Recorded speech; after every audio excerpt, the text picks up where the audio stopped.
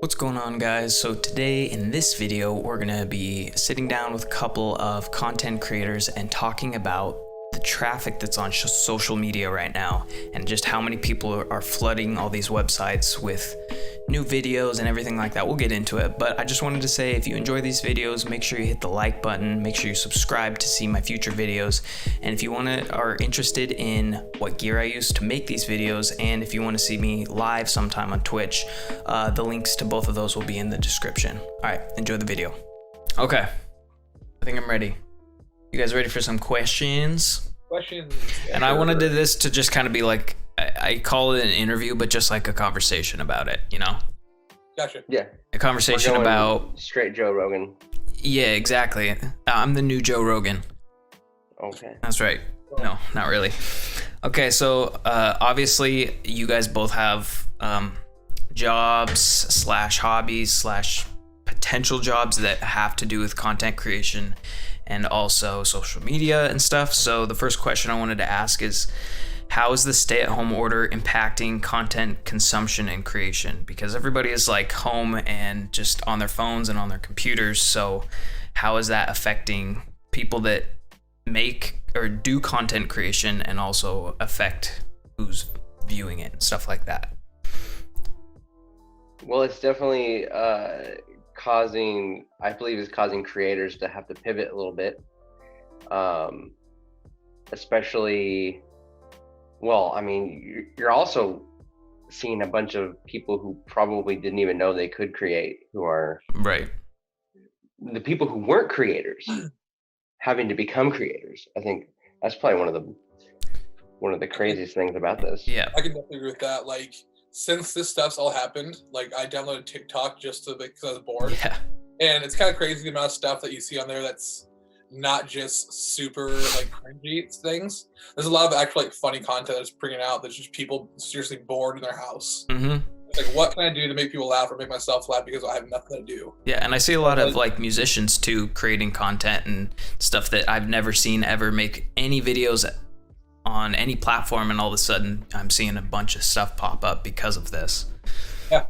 So, but I think that can go two ways. It could be a good thing for people that have never had time. Like for me, it's been kind of nice to be able to stream and make videos and stuff because I've never really had the time. But also there's a lot more traffic. There's a lot more people doing that.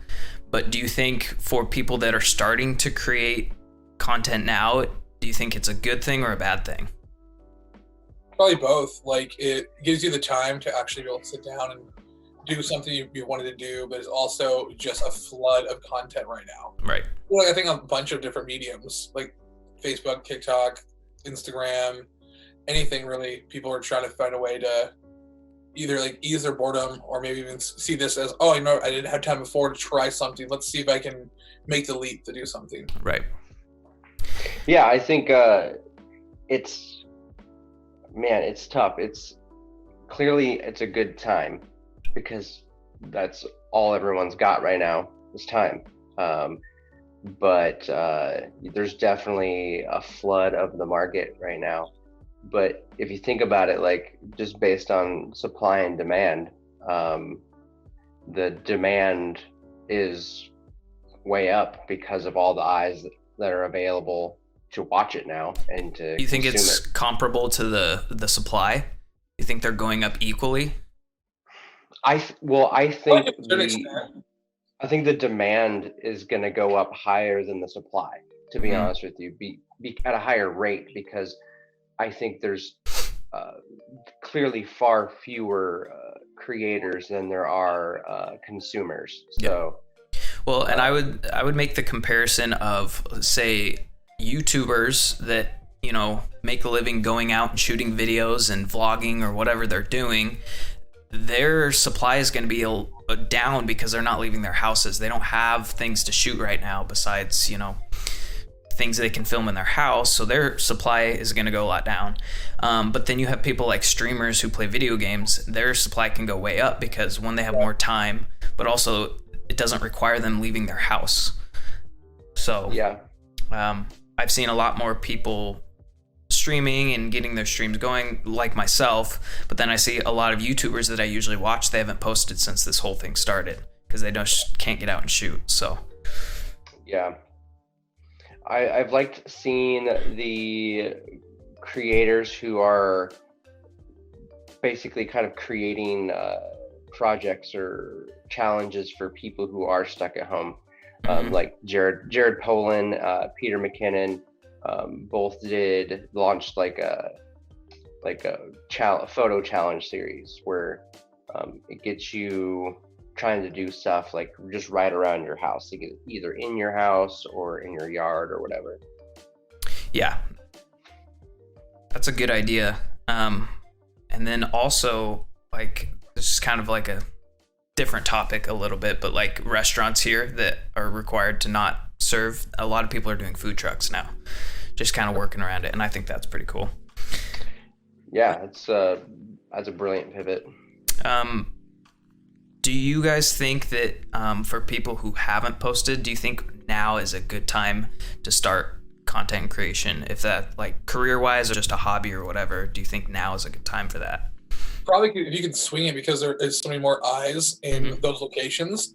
But at the same time, I don't know, like, for me, it's been hard to self-motivate myself to do something in my house. Like, I'm definitely more of like a team type person, or with another person to bounce ideas off of when I'm creating. Okay. That's why I do portraiture and stuff. That's why I'm not a landscape photographer. And so it's been harder for me. But if you have the means to, I think it's an easy time to kind of get things maybe rolling, because there's just so many more eyes out there. If you can find the right venue, it is, like, whether it's streaming, YouTube, Instagram, TikTok, whatever kind of venue is, or even, like, if Vine was still a thing, Vine, you know, Right.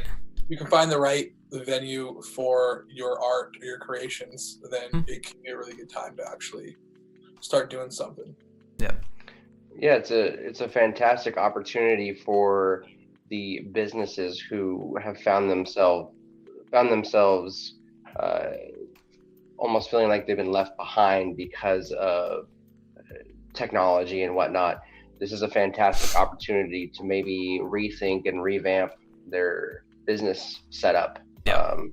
As far as maybe figuring out how they can create content to get out there in different formats rather than just your basic ads or whatever. Maybe now they can figure out how to make some videos and put that content on IGTV, YouTube, and LinkedIn. Even LinkedIn seems to be booming right now. Yeah, I would say whatever business is out there and struggling, it just kind of seems pointless to not take the opportunity to further their social media presence and just kind of their content creation, because we have so much time right now. Like, it would just kind of be silly not to do that.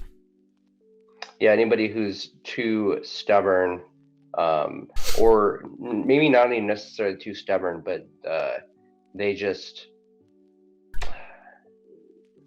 think that what they're doing is, if you are comfortable with the way you're doing things, you're probably doing it wrong, because I think you should be always seeking like a level of discomfort, always kind of pushing the edge and progressing. And yeah, 100%. So Tyler, I know that you have made a YouTube video since this whole thing started that related to all this. My question to you is, how has your online traction, like your views and your engagement and all that changed since the stay-at-home order started?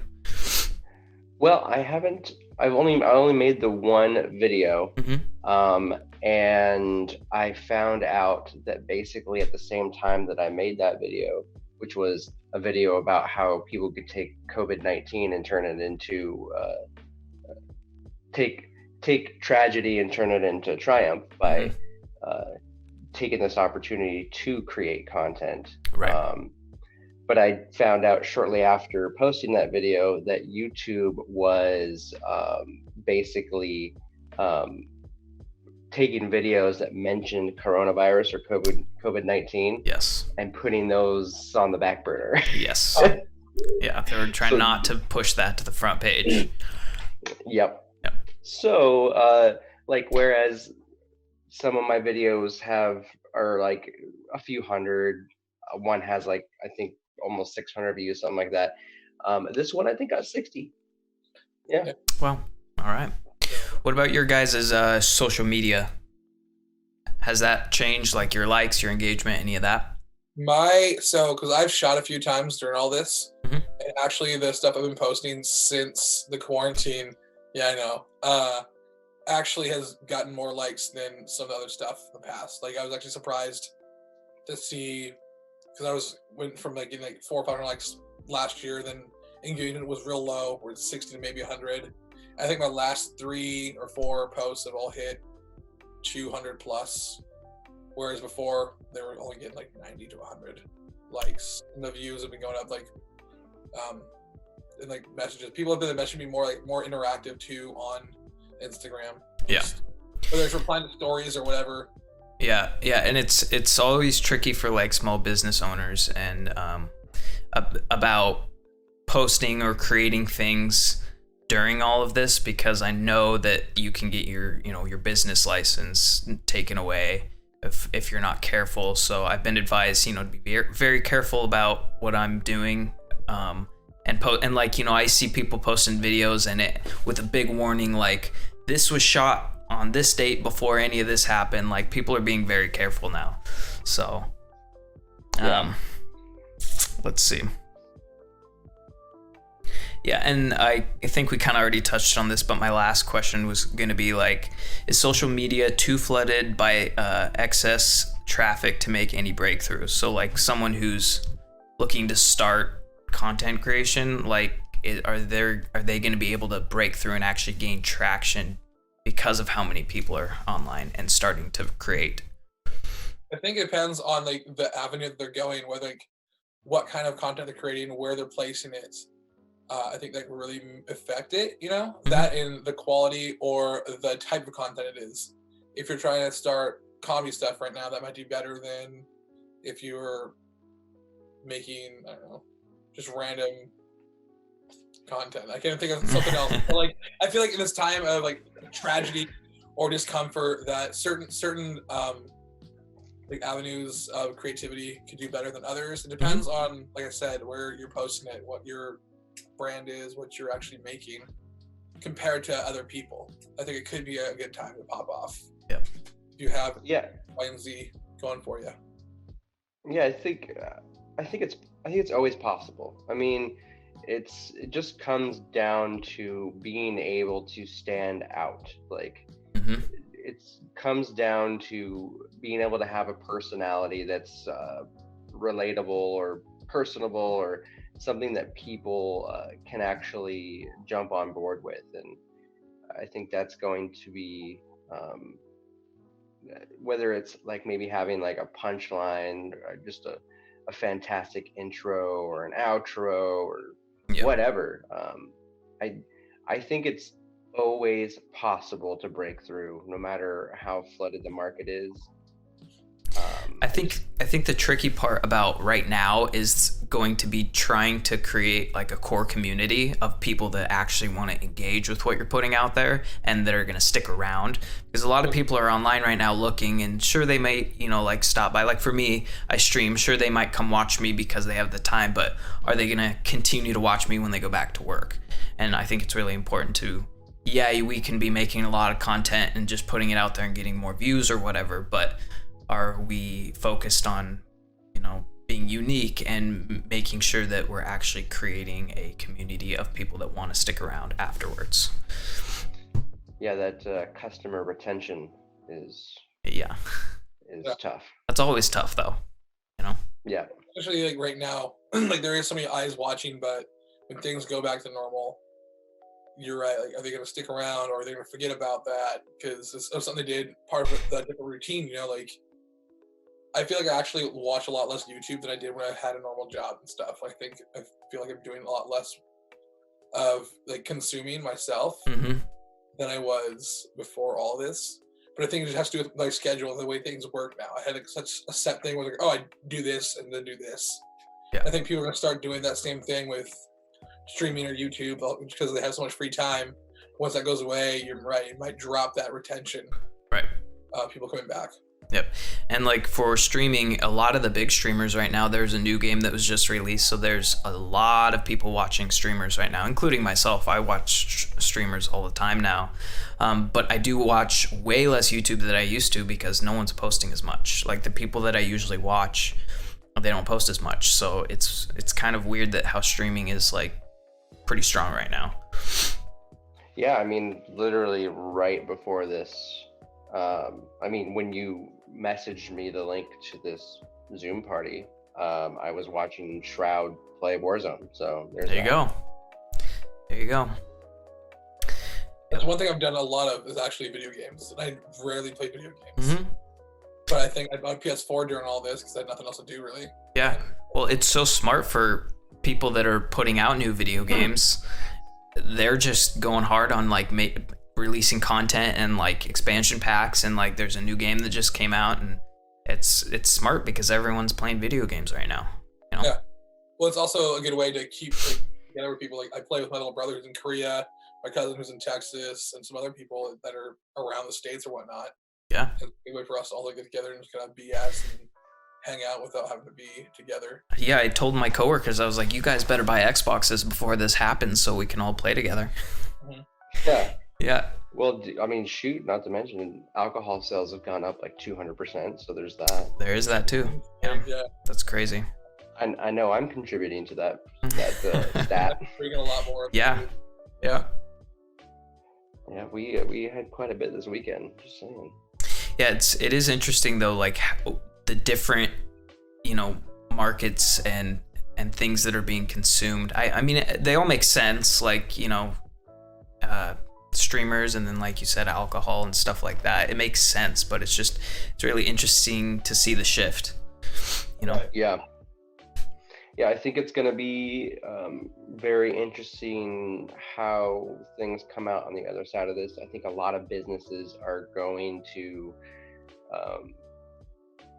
realize that they could have been having people work remotely this whole time, and people will still be productive. Yep. I think a lot of businesses are going to realize they didn't need that 4,500 square foot building to operate. And I think it's going to be a good thing, honestly. Like, it's going to be a little liberating. And I think, especially on the creator side of things, I think a lot of creators are going to come out on the other side of this. I think there's going to be a lot of new content to consume. And this is going to, it's forcing people to, it's not forcing people to create, but it's giving the people who have been thinking about it zero excuses. Right. 100%. I saw something, I don't know exactly what it said, but it's like, before people thought they had no time, and now what this is doing is, forcing people to realize, no, you had time, it just wasn't a priority. Yeah. If you actually don't have time, you'll do it right now. So. Yeah. It's just a matter of making the time, like setting the time aside and doing it. Yep. And I would say for myself, streaming and making a video or two here and there, I've had way more time to do that, and I've seen a little bit more traction. But again, a lot of the people that watch me or interact are only doing so because they also have the time, Right. But it's, like I said, it doesn't make sense not to do it. If my goal is to be a content creator, then I actually got to do it, So. That is true. It's like my No More Excuses video that I made where I was like, I got to stop making excuses and, or just stop being idle. Just do it. So what struggles have you guys seen? Not necessarily financially, but I just mean like content creation or, anything like that since this whole thing has started. Like personally? Yeah. Yeah, well, finding people to shoot, places to shoot, everything's closed, Oh, yeah. And like I was saying earlier, I'll have like a lot of self-motivation to do things on my own. Right. It was just like a struggle I need to get over because I could do some pretty cool stuff if I just decided to actually do it. Like, I have 20 comedy skits written out or like ideas. I have so many ideas like that if I just did it myself, I could dress myself up like a dumbass and just shoot stuff. Yeah, you got the But time now. exactly, and but I rely on other people's idea and like kind of feeding me or like bouncing things off of other people. Yeah. And finding people do it because like my roommates won't help me. They're too camera shy or weird about it, but it's all about finding like-minded creatives to work with. And all my friends are creatives, but it's hard to get people to come out because we're not supposed to, and it's really not that big stuff. So yeah. What about you, Tyler? For me, I feel like it's been kind of overwhelming, just everything that's going on. I was still working up until last Thursday, so I am at work all day, listening to people talk about this all day, and it's been really hard to come home and then even think about trying to create content because I just want to shut my brain down for a while and not do anything. So I have a plan for another video. I know what my next video is going to be, but I have no idea when I'm going to do it. Yes, and that was my follow-up question is, do you guys have any plans for the future? Because, you know, the stay-at-home orders through May 4th or whatever, but it could go way longer. We don't know. So, you guys have future plans? Yeah, I'm definitely... shoot that video. I'm going to shoot for this week, probably. I'm going to be doing a beard care video, you know? Nice. There you go. How I take care of this beast here. Awesome. Awesome. What about you, Sean? Wait, during the stay-at-home order, nothing really. Like, I might stop talking about my buddy about starting our stupid podcast, or just like start maybe streaming random conversations. There you go. There's funny stuff. I'm going to my Ireland trip that I was supposed to go. I was supposed to be in Ireland next week, but that got canceled because of all this. Right. Yep. Actually, no. What's today? Tomorrow. I was supposed to leave tomorrow for Ireland. Wow. But it got pushed back to December. So we leave December 15th to go to Ireland.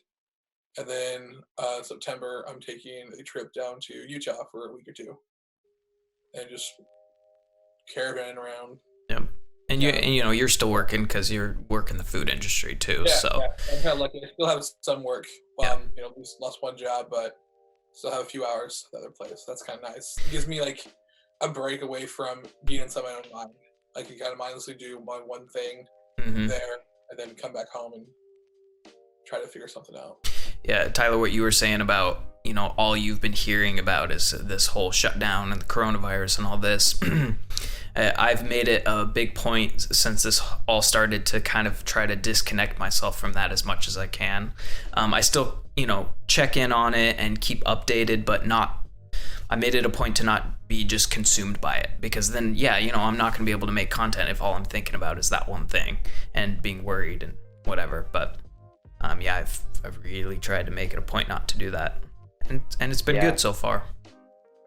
Yeah, lately I've just been staying up to date mainly on that whole stimulus check, and oh yeah, and had to file for unemployment this morning, so that's fantastic. Yeah, I've been on unemployment 2 weeks now, and but we got work this week, an essential job, so we're gonna be doing that. There's a couple of emergency repairs we got to do, like some flooded houses, but then besides that, nope, nothing.